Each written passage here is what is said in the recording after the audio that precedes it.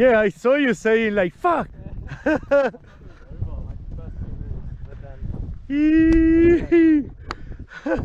we had so much time, man, when we were built that star at the end.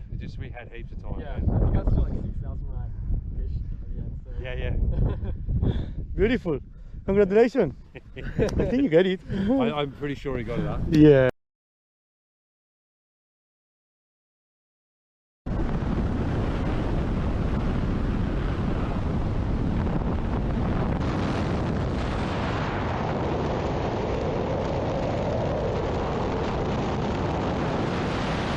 It was more of just a hobby, a skill to impress my friends and my teachers, my mum and all that sort of stuff. I learned how to solve it off of YouTube videos, and it was more of a party trick than anything.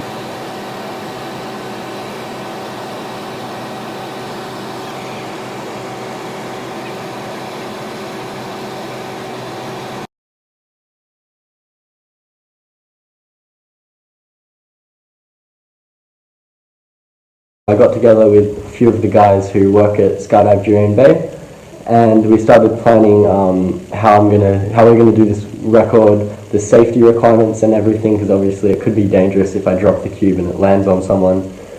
So after a bit of planning and a bit of talking with everyone, we finally attempted the world record.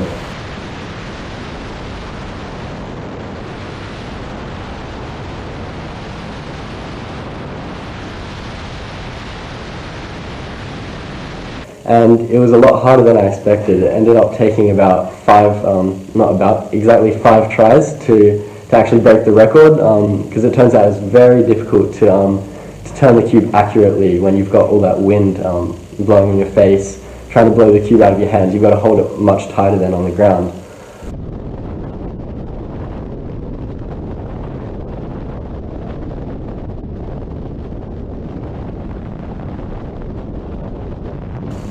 So it was a really huge effort from not just me, but everyone else around me, my family, my friends, everyone at Skydiving Bay.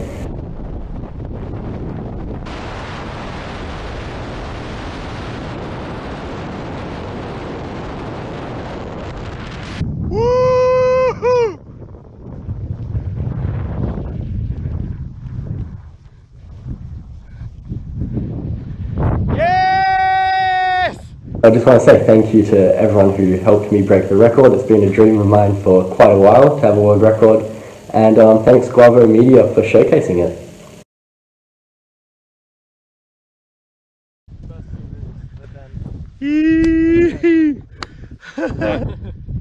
Beautiful. Congratulations. I think you get it.